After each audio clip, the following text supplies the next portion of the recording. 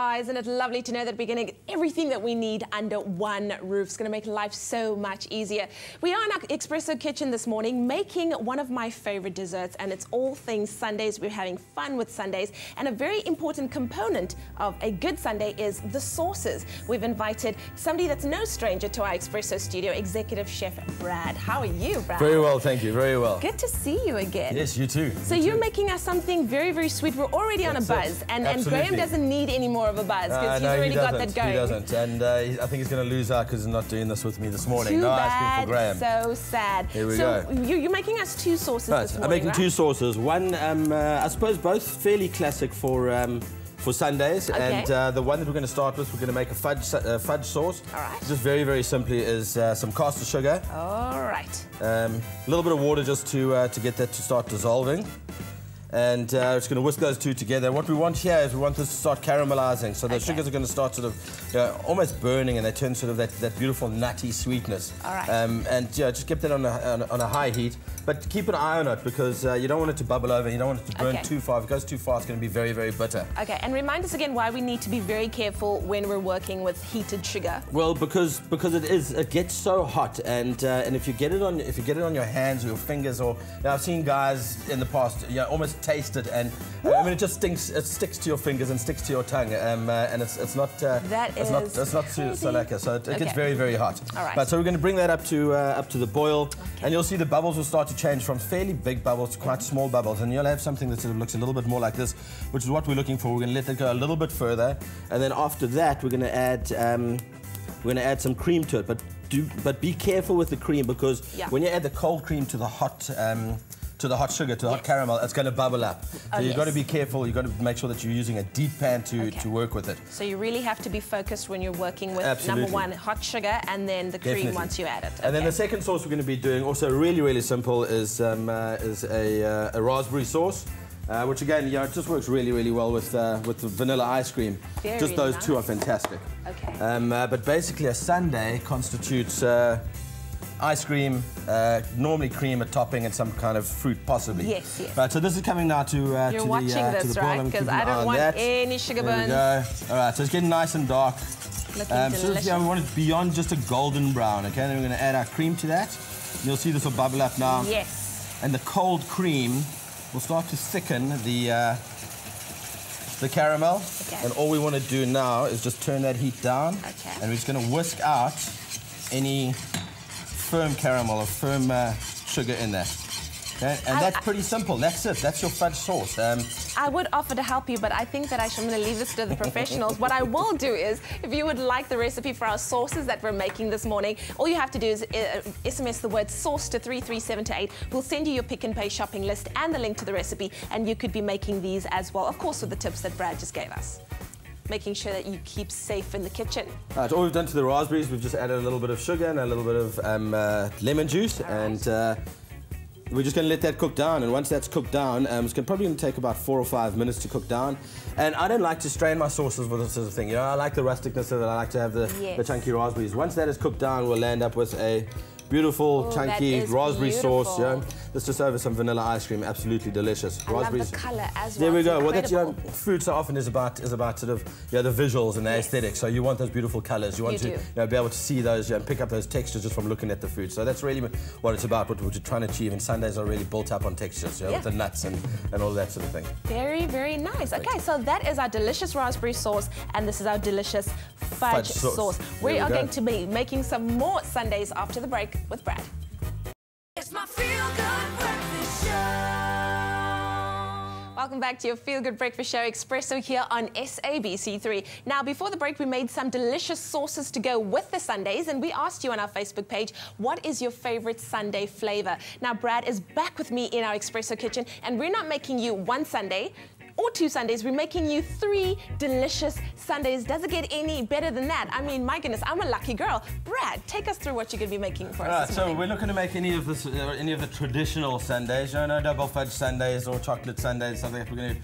We're going to change them up a little bit, and we're going to do our first one, which is based on a dessert called an Eton mess. Okay. And Eton mess is traditionally it's crushed meringues with whipped cream and raspberry sauce or raspberry coulis. Really interesting name, though. absolutely. It comes from the very posh school in England called Eton, and this is where this dessert originated. Okay. So what we're going to have is, yeah, I think that I could eat easily a sundae out of a very large glass, no problem, okay? But I think because we're doing 3, we're just going to keep it fairly small and fairly tidy. Keep it small. Right, some of the raspberry sauce that we made earlier. Lovely. Yeah, onto our cold ice cream. Very simple. Just going to crush some meringues on. Oh wow! Delicious. That and again, looks good. Some more ice cream. Some more ice cream. And however big your glass is, keep on going until you either run out of ingredients or you run out of space. Okay, cool. Yeah? And top with a little bit of meringue again, and then some more layering of raspberry sauce. There we go. Delicious. Okay, and then just to finish this one off, we always want nuts on our sundae. So as opposed to just using any of the regular nuts, we're going to put some peanut brittle that we've just crushed up. Just upgrading all the way. There we go, absolutely. So just something a little bit different from your regular sundaes. Ta-da! That is our first sundae, and it's called an Eton mess. Very, very good. If you've just joined us, Brad is with us in studio, and we are making 3 different desserts this morning, 3 different sundaes, in fact. We asked you on our Facebook page to let us know what your favorite flavor is, and you can also get all of the ingredients and the recipes for these different sundaes by SMSing the word dessert to 33728. All right. Right, our second one, we're going to make a breakfast sundae, right? Now, no one's ever said, well, in fact, I've been told often you can't have ice cream for breakfast. I think today we're proving that completely wrong. So this might take a lot of things wrong here. Yeah, absolutely, on a breakfast sundae. So what we've got here is this is a take on a Scottish breakfast called cranachan, which is usually done with honeyed rolled oats and clotted cream. So what I've got here is a strawberry frozen yogurt. So the moment I say yogurt, we think breakfast makes it acceptable, okay? But essentially it's an ice cream. Delicious. So I'm going to get a little bit of strawberry frozen yogurt in there. Okay. We're going to follow that this time with a strawberry coulis, which we've made, same way as we made the raspberry. Very nice. Okay, we're going to get a little bit of granola in there for the crunch. And that's what makes it all breakfasty, there we go. Yeah, that's what makes it breakfast, exactly. Yeah. And I think if you're in Scotland and you did this, you'd even get away with putting a little bit of scotch in your breakfast. I'm sure you would. Breakfast sundae. There we go. A little bit more of the granola. That looks fantastic. Touch more sauce, and then I'm going to finish it off because it's quite Scottish with a little bit of shortbread. Very nice. Oh wow, these are all of the elements that you need in a healthy breakfast. You've got your granola, you've got your dairy in there, you've got your fruit, strawberries. There we go. Perfect. So we're looking good for breakfast. There we go. Not a problem. Then, just for a little bit of fun, what I've done is I'm going to be making a take on a savoury dish, which is a caprese salad, which usually has slices of fresh tomato, mozzarella cheese, and basil. Okay. Right, so what we've done, just for a little bit of fun, is we've made some basil ice cream. If you pass me the basil ice cream, please. Ice cream. Okay, so, I'm going to give you that. Very, it's exactly the same way as we'd make a traditional vanilla ice cream, except all we've done is when we've made the base, we've just included some blended up basil, which has been put in milk. Can I have a taste? Absolutely, please do. I'm going to have a taste of this. I need to. Very basil-y, but very delicious. Very, very nice, I must say. And it's a bit confusing as well, because it's not what you don't expect basil to be sweet. So this isn't meant to be a savoury dish, it's meant to be a sweet dish. Right, and then what we have here is honeyed tomatoes. Tomatoes are a fruit, so why don't you treat them exactly like you would any other fruit? So strawberries in honey or any other berry in honey.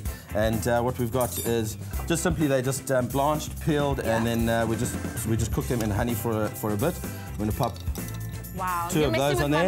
You're messing with my mind. Completely, absolutely. Basil ice cream. Basil ice cream. Tomatoes. Right, and then we've got in here, instead of the mozzarella, we've put mascarpone cream in here. Okay. And we've just charged it and get a little bit of that in there.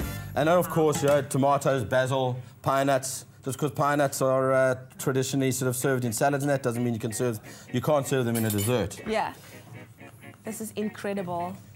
Yeah, it's all about just, food is about having fun and about enjoying yourself and about exploring. So that's what we want to achieve here. We definitely are being adventurous today. Exactly. Well, if you want these recipes for these 3 very, very different desserts and the savory dessert that we're making right now, all you have to do is SMS the word dessert to 33728. We're being very adventurous, and Brad is challenging mindsets, but I can't wait to taste these. Numero uno. Let's go. While we taste these, why don't we go over to Graham, who I'm sure is very sad right now that he's not going to get anything. Brad, you've outdone yourself. Thank you so much. Thank you very much. Thanks. Cool. Thanks. Great. Over to you. Let's taste.